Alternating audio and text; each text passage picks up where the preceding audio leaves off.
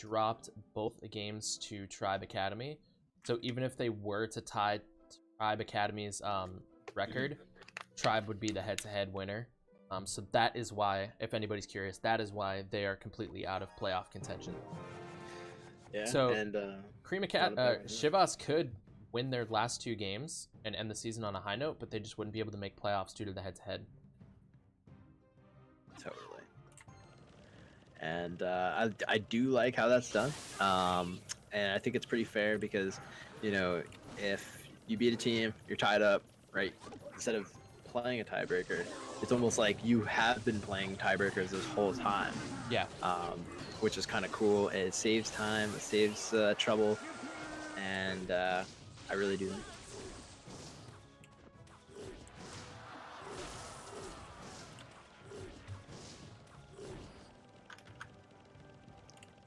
All right, so this is Boss did not play, no. Has not played. Hopefully he plays in the playoffs though if they make it. Yeah, so this is a huge game for Vanguard. If they lose this game, I am 95% sure that Vanguard will be out of contention for the playoffs. Ouch. So this is do or die for Vanguard here.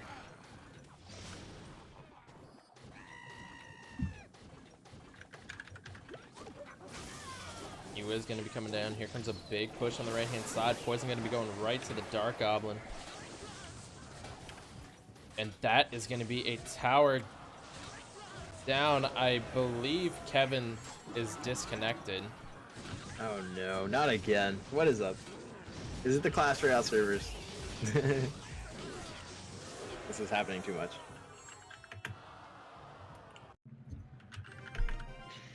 It's unfortunate, but the show must go on. Like we said earlier, there is no way we can stop these matches because of technical errors. It seems to be a common issue. We've had this happen earlier, for those of you that didn't catch that, but it seems like a lot of you might have. We had the 2v2 bug where they were literally trying to play the match, and we see spectate, we click spectate, the match disappears, and we were doing that constantly about 5 or 6 times, to the point where we kind of restarted some of the users' phones, and we were eventually able to get in, but Wi-Fi is another story. Wi-Fi is a totally different thing. Yeah. So if that's the case here, then that's just one of those things, man. Someone dropping a fun fact in chat. Venom is also the name of a player on Vanguard's PUBG Mobile team. Ooh. So 2 Venoms Shout out. in Vanguard at the top tier semi-pro level. 2 Venoms, 1 team. That's it's a very common name. Let's see. So we got that. 1, 2, 3, 4, 5, 6. I'm missing one more tag for this tweet. This one. So Vanguard up 1-0 in the 2v2 set. That's a good start for them.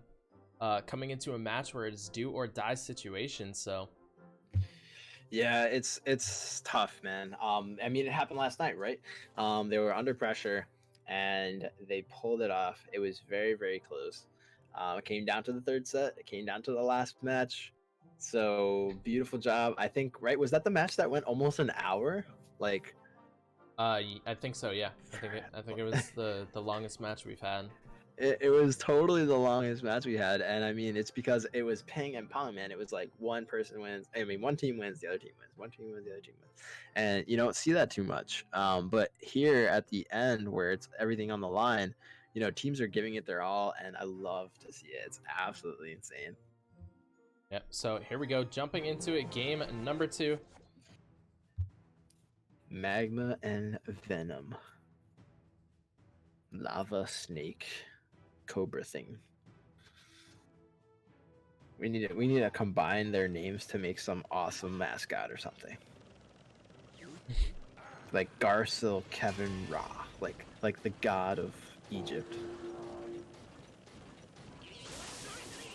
For those of you that played Yu-Gi-Oh, Exodius. also known as Ra, I believe. FF we are to you did VG versus Cream. It's VG versus Chivas. Delete. Whoopsie, guys. I made a little oopsie on the tweet, but I'll get that fixed. No worries. FF, you gotta lead the pack while I do. Good catch, chat. Good catch, chat. Thank you, chat. Chat is always right. Mistakes happen. Oh, I was in the wrong folder. Wow, when I pulled the image up.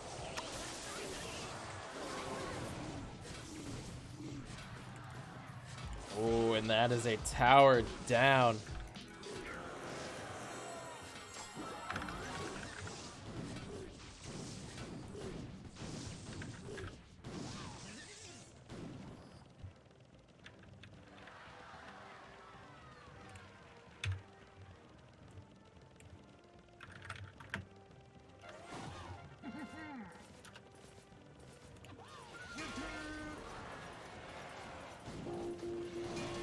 Pekka down in the back for Chivas.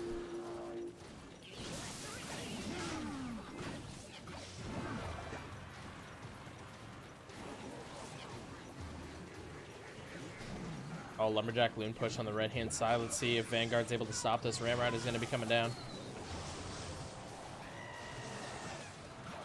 That is going to be a stop onto the balloon.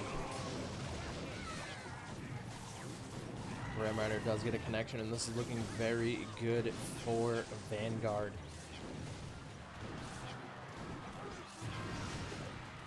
Magma and Venom playing phenomenal 2v2 together. Pekka coming down defensively. And it looks like Vanguard is going to be able to hold on with just 15 seconds remaining.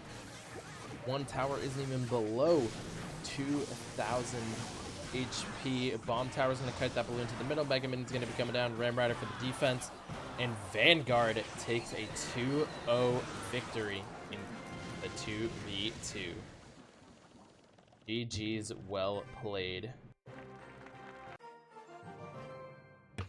Oops, I had my mic muted. Sorry. starting off super strong. Beautiful job.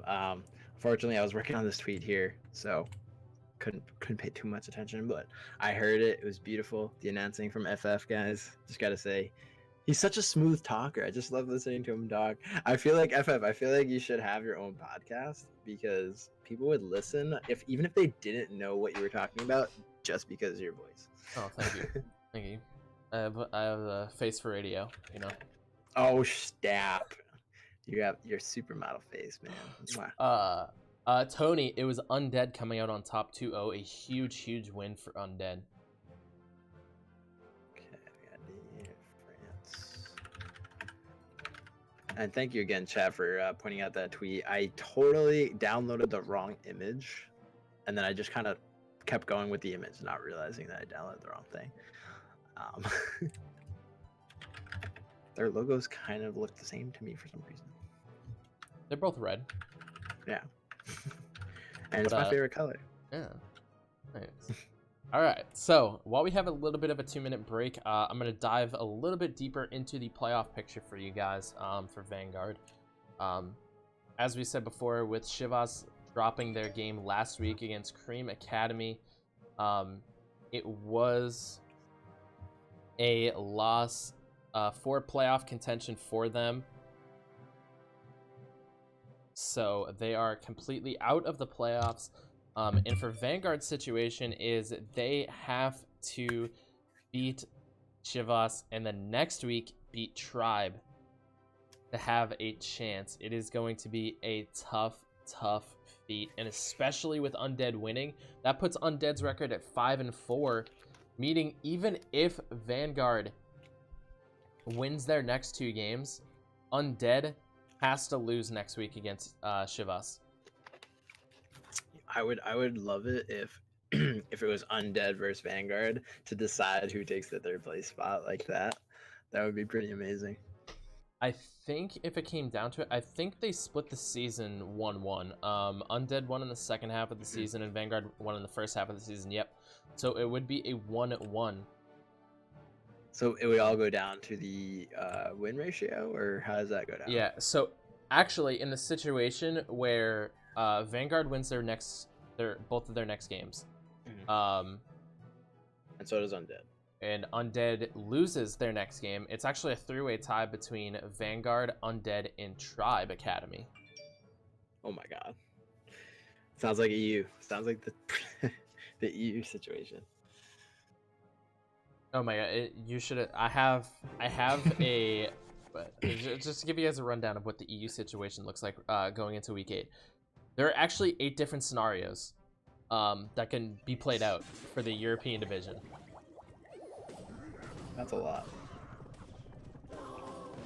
That's called the Advil. So. And I saw you were live for literally like another half hour after the match trying to figure them all out. Yep. So props to you, man, and dropping the knowledge. I know somebody, I think it was somebody from Vanguard, or no, it was somebody from Team Liquid tweeted out pictures of you figuring it out. Yeah. You guys gotta go check that out. It's great. Literally figuring out, like, you know, trigonometry.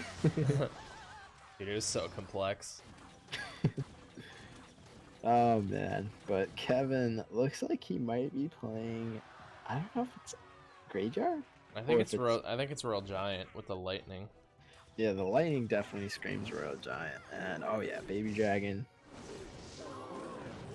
And Moga with that classic bridge spam, but throwing the Ram Rider in there. Same one that's on FF's wall.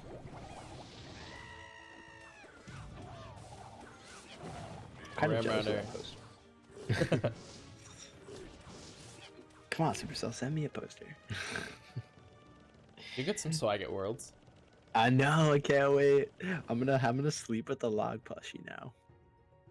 I'm gonna be like, this is my baby. She's limited edition. Mogo is going left with the Ewiz. Just kind of cycling here. Both players trying to feel each other out.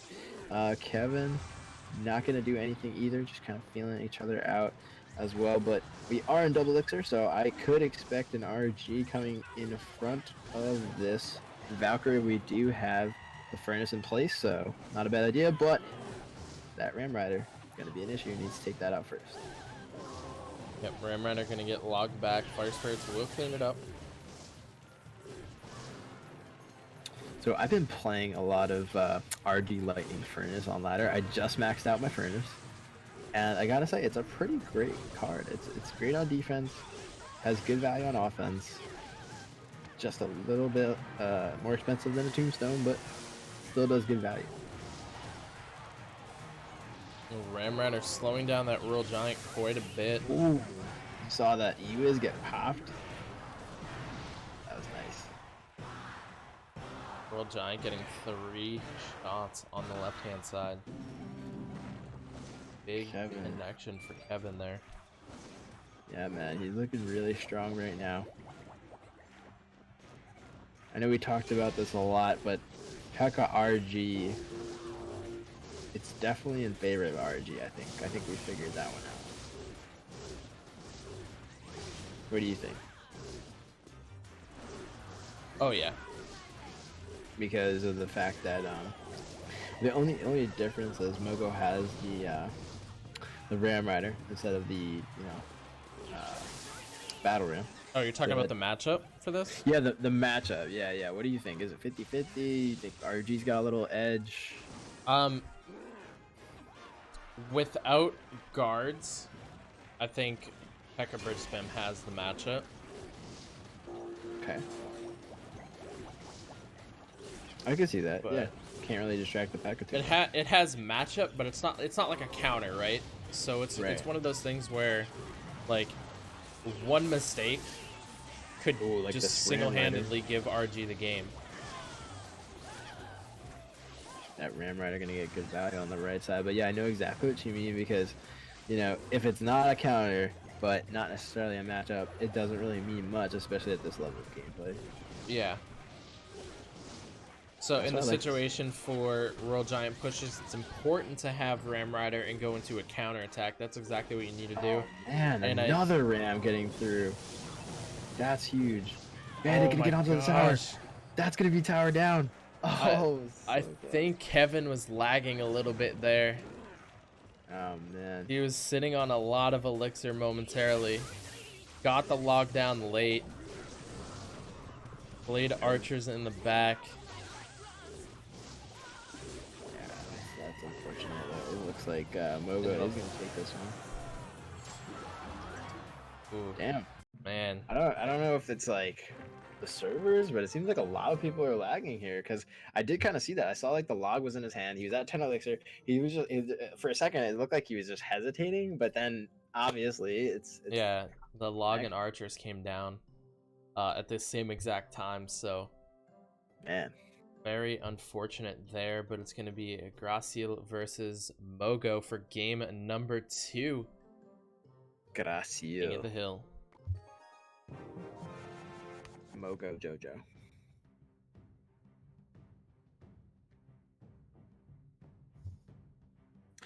So, oh, okay. We're getting the wall breaker action here. I like to see it.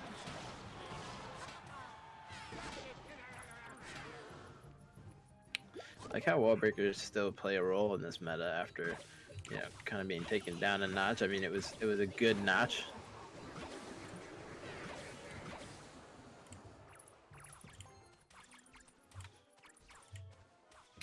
And at the same time, they are still a huge nuisance. Oh yeah. Bat's got a really good amount of damage right there on the left-hand side. Bats as well, another card that I would call a nuisance. Especially when there's just that one bat on your tower and there's nothing you can do about it. Yeah, when there's like a unit in there and there's like one bat that goes through, it's like, could you just kill the bat, please? Like, are you? What are you? Yeah, it's Power. like What? Stop targeting the miner and just kill the bat, okay? just retarget. Ooh, so close. So, what do you think of the update that's about to happen for execution? I think it's much needed. Yeah, man. Ash's video is pretty good. If you guys haven't seen that, talks about Supercell's apology on what seem to be crazy reworks to the meta.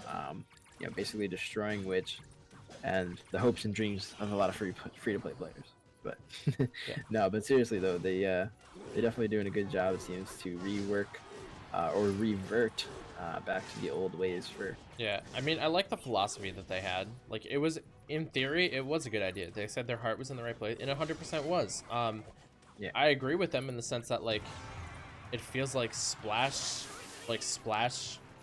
heavy splash damaging cards needed something, like somewhere to meh and somewhere okay. And they wanted to make all of them okay, so they reworked it, and it just didn't turn out the way they anticipated it. And after they said it themselves, after reevaluation, they figured out that kind of evaluating those splash units was not the way to go. 100%. Yeah, and they talked about you know, Mega Knight getting splash damage. oh Huge. man, ouch, that's gotta hurt. Wow. 527 on Garcila's tower. One more perfect play of the graveyard poison log, and that's going to be it. Mogo is in a really good spot here. Poison coming down. Goblin Gang goes away, and that is going to be G. Jeez.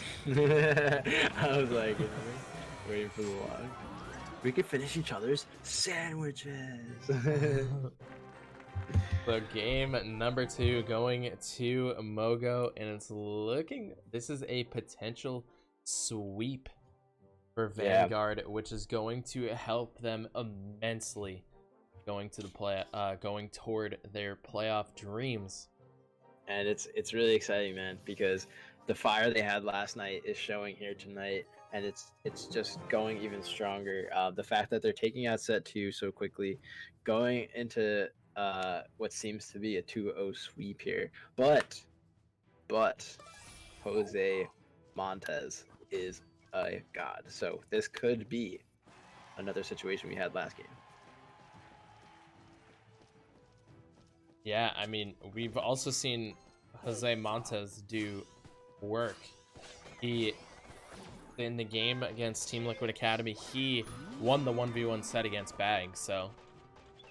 Yeah, not easy to take him out. So I definitely don't put him out. I don't put Chivas out at all, especially seeing how, great these players are overall. But at the same time, it's super challenging, at least mentally, in my opinion, just to fathom a reverse sweep. So hopefully he has it in. It'd be nice to see to go to a set 3. Yeah, we'll see what ends up happening. Oh, beautiful lightning taking down that magic archer. Battle Ram gonna be coming out on the left-hand side. Bandit. Oh, I thought the bandit was being covered by the barb. That would have been cool.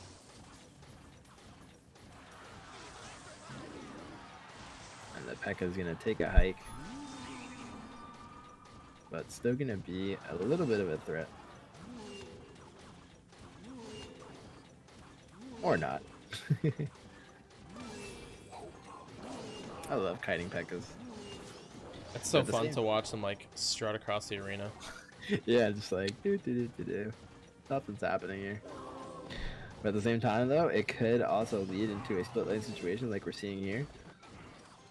Ghost gonna be unattended, but oh, the executioner. Oof, Magic Archer putting in the work, man.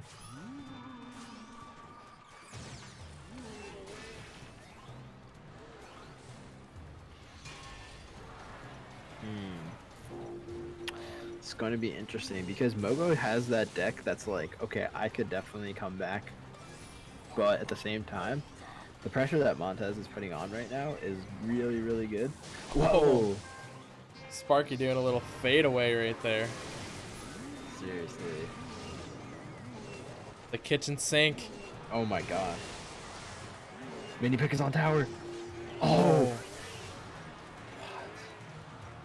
So quick. Just enough elixir, just in the nick of time. Ewiz saves the day. Montez holds on just a little longer. But like I was saying, man, Mogo. One of those decks. Super strong, but Magic Archer is connecting through the Sparky.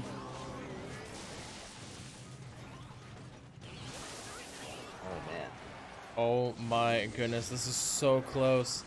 Now, Jose Montez is throwing the kitchen sink. Ooh, but Mogo has the lockdown time.